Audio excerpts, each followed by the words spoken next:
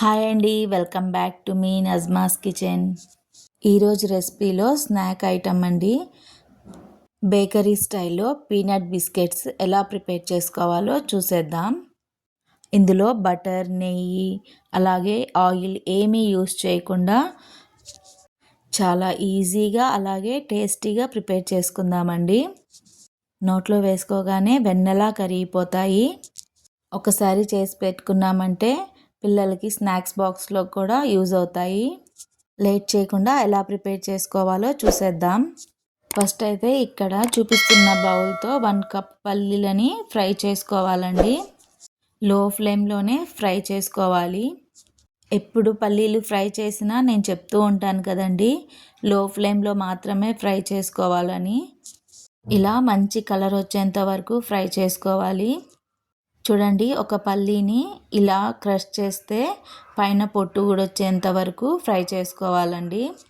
ఇప్పుడు ఈ పల్లీలని ఒక క్లాత్లోకి వేసేసుకొని ఇలా క్రష్ చేస్తే పొట్టంతా ఊడొచ్చేస్తుందండి. పల్లీ నుంచి పొట్టు తీయడానికి ఇది మంచి ఈజీ ప్రాసెస్ అండి. ఇలా చేయడం వల్ల ఎక్కువ శ్రమ లేకుండా పల్లీల నుంచి పొట్టు త్వరగా వచ్చేస్తుంది. ఇప్పుడు వీటిని క్లీన్ చేసుకొని ఒక ప్లేట్లోకి వేసుకోవాలి. అందులో నుంచి నేను కొన్ని పల్లీలని ఇలా క్లాత్లోకి వేసుకొని పప్పు గుత్తి కానీ లేదంటే ఏదైనా చిన్న రాయి తీసుకొని ఇలా దంచుకోవాలండి. ఇలా దంచుకోవడం వల్ల పల్లీలు చిన్న చిన్న ముక్కలుగా అవుతాయండి, క్రష్ చేసినట్టు. లేదంటే ఒక నైఫ్ తీసుకొని చిన్న చిన్న పీసెస్గా అయినా కట్ చేసుకోవచ్చు. మిక్సీలో గ్రైండ్ మాత్రం చేయకండి, పౌడర్లా అయిపోతుంది. ఇలా దంచుకుంటేనే మంచిగా క్రష్ అయినట్టు పలుకులు పలుకులుగా పల్లీలు ఉంటాయండి. చూసారు కదా, ఇలా క్రష్ చేసినట్టు చిన్న చిన్న పీసెస్గా వస్తాయి. వీటిని బిస్కెట్స్ మీద డెకరేట్ చేసుకుందామండి, పక్కన పెట్టుకుందాము. ఇప్పుడు మిక్సీ జార్లో మిగిలిన పల్లీలన్నీ వేసేసుకొని 1 కప్ పల్లీలకి 1/2 కప్ షుగర్ వేసుకోవాలి. అలాగే ఫ్లేవర్ కోసం ఇలాచీ వేసుకున్నాను. ఇప్పుడు గ్రైండ్ చేద్దామండి. ఫస్ట్ గ్రైండ్ చేసినప్పుడు ఇలా పౌడర్లా వస్తుంది. అంతా ఒకసారి కలుపుకొని మళ్ళీ గ్రైండ్ చేసుకోవాలండి. ఈసారి కొంచెం ఎక్కువసేపు గ్రైండ్ చేసుకోవాలి. ఇప్పుడు చూపిస్తాను చూడండి. ఇందాక పౌడర్ లాగా ఉన్నింది కదా, ఇప్పుడు కొంచెం ముద్ద ముద్దగా ఇలా తయారవుతుంది. మళ్ళీ ఇంకొకసారి అంతా ఒకసారి కలుపుకొని మళ్ళీ గ్రైండ్ చేసుకోవాలండి. ఇక్కడే కొంచెం టైం టేకింగ్ ప్రాసెస్ అండి. గ్రైండ్ చేసి చూపిస్తాను చూడండి. ఇలా గ్రైండ్ చేసుకున్న తర్వాత ఇలా పీనట్ బటర్లా తయారవుతుంది. ఇందులో కొంచెం ఆయిల్ కానీ బటర్ కానీ వేసుకున్నామంటే పీనట్ బటర్ రెడీ అయిపోతుందండి. కానీ మనం ఇప్పుడు ఇందులో ఆయిల్ బటర్ ఏమీ యూస్ చేయట్లేదు. చూస్తున్నారు కదా ఎంత సాఫ్ట్గా ఉందో. ఇలా రావడానికి మాత్రం కొంచెం టైం టేకింగ్ ప్రాసెస్ అండి. పల్లీలో ఉన్న ఆయిల్ బయటికి వచ్చి ఇలా రావాలి.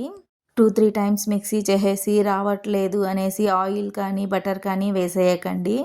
ఇప్పుడు బౌల్లోకి మనం మిక్సీ చేసుకున్న ఈ పేస్ట్ అంతా వేసేసుకొని ఒక స్ట్రైనర్ కానీ జల్లెడ కానీ తీసుకొని 1 కప్పు వరకు పల్లీలు తీసుకున్నాం కదా, అదే మెజర్మెంట్తో 1 కప్పు వరకు గోధుమ పిండి వేసుకోవాలి. అలాగే 1/2 స్పూన్ వరకు బేకింగ్ సోడా వేసుకొని ఇలా జల్లించుకోవాలి. ఇలా జల్లించుకోవడం వల్ల ఇందులో ఏమన్నా పిండిలో ఉండల్లాగా ఉన్నా లేకపోతే ఏమన్నా డస్ట్ ఉన్నా వచ్చేస్తుంది. ఇప్పుడు స్ట్రైనర్ని పక్కన పెట్టేసుకొని ఈ పిండిని మంచిగా కలుపుకోవాలండి. పిండి కలిపేటప్పుడు వాటర్ కానీ గీ కానీ ఆయిల్ కానీ ఏమీ వేయకూడదండి. మనం వేసుకున్న పల్లీ పేస్ట్తోనే మంచిగా కలుపుకోవాలి. ఇంత గట్టిగా ప్రెస్ చేస్తూ కలుపుకుంటే అందులో నుంచి ఆయిల్ బయటికి వచ్చి ఇలాగా చపాతీ పిండిలాగా కలుపుకోవాలండి. చూస్తున్నారు కదా ఎంత సాఫ్ట్ డౌ ప్రిపేర్ అయిందో. సరిగ్గా కలపలేదంటే పిండి విరిగిపోతూ ఉంటుందండి. ఇలా చపాతీ పిండిలాగా రాదు. ఇక్కడ నేను ప్రెస్ చేసి చూపిస్తాను చూడండి ఎంత సాఫ్ట్గా ఉందో. ఇప్పుడు ప్లేట్ పెట్టేసుకొని పక్కన పెట్టుకుందామండి. అలాగే స్టవ్ వెలిగించుకొని కడాయి పెట్టేసి ఇలాంటి స్టాండ్ ఏమన్నా ఉంటే పెట్టుకోండి. లేదంటే ఒక బౌల్ కానీ ఏదన్నా బౌలించుకొని ఇలా ప్లేట్ పెట్టేసుకొని ప్రీహీట్ చేసుకోండి. ఆ కడాయి ప్రీహీట్ అయ్యేలోపు మనం ఒక ప్లేట్ తీసుకొని 2 to 3 స్పూన్స్ ఆయిల్ వేసుకొని ప్లేట్ మొత్తం మంచిగా అప్లై చేసుకోవాలి. ఇలా అప్లై చేసుకున్న తర్వాత ఇందులోకి కొంచెం గోధుమ పిండి తీసుకొని ఇలా పైనుంచి డస్ట్ చేసుకోవాలండి. మరి ఎక్కువ పిండి వేసేయకండి. ఎక్కువ పిండి వేసారంటే బిస్కెట్స్ పెట్టినప్పుడు కింద మాడిపోతుంది. ఇలా ప్రిపేర్ చేసుకొని పక్కన పెట్టుకొని ఇప్పుడు పిండిలో నుంచి కొంచెం కొంచెం పిండి తీసుకొని ఇలా చిన్న బాల్స్ లాగా చేసుకొని అరిచేతిలో పెట్టుకొని ఇలా ప్రెస్ చేయాలండి. ఇలా ప్రెస్ చేసినప్పుడు మంచిగా షేప్ వస్తుంది. సైడ్స్ ఏమన్నా క్రాక్స్ వస్తే ఇలా అడ్జస్ట్ చేసుకోండి. ఇలా కొంచెం ప్రెస్ చేసుకొని ఇందులో మనం ఇందాక పక్కన తీసి పెట్టుకున్న పల్లీలు ఉన్నాయి కదండి, క్రష్ చేసుకున్నవి, వాటిని బిస్కెట్స్ మీద ఇలా పెట్టుకొని డెకరేట్ చేసుకుందామండి. ఇక్కడ నేను పల్లీ బిస్కెట్స్ కాబట్టి పల్లీని డెకరేట్ చేసుకున్నాను. మీరు కావాలంటే బాదం క్రష్ చేసి వేసుకోవచ్చు, లేదంటే బాదం క్రష్ చేసి వేసుకోవచ్చు, నువ్వులు కానీ గసగసాలు కానీ వీటిలో ఏదైనా వేసుకొని డెకరేట్ చేసుకోవచ్చండి. బిస్కెట్స్ని మళ్ళీ పల్సగా చేయొద్దండి, కొంచెం మందంగానే చేసుకోవాలి. అన్నిటినీ ఇలానే ప్రిపేర్ చేసుకొని ఇలా ప్లేట్లోకి పెట్టేసుకుందాము.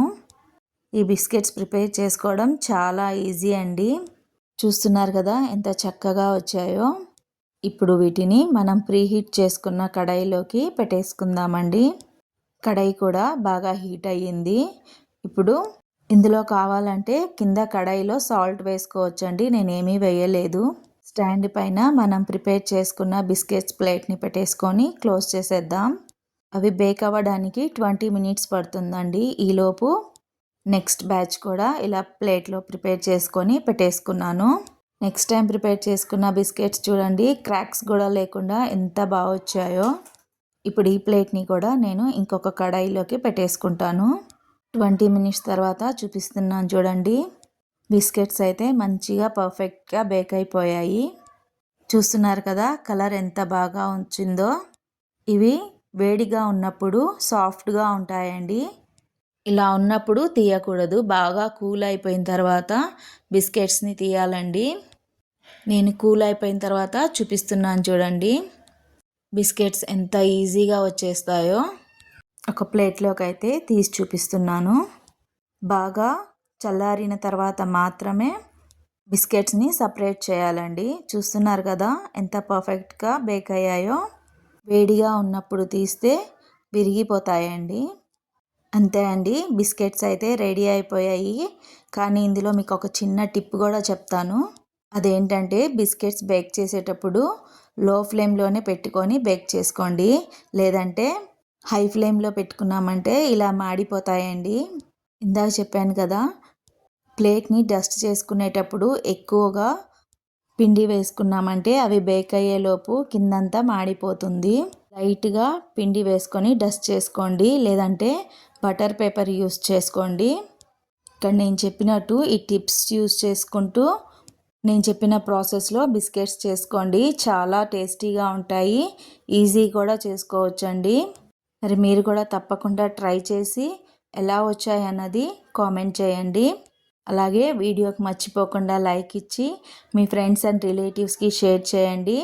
కొత్తగా చూస్తున్న వాళ్ళు మన ఛానల్ నజ్మాస్ కిచెన్కి సబ్స్క్రైబ్ చేసుకోండి. అంతే అండి ఈ వీడియో. మరొక మంచి రెసిపీతో నెక్స్ట్ వీడియోలో కలుసుకుంటాను. Thank you for watching.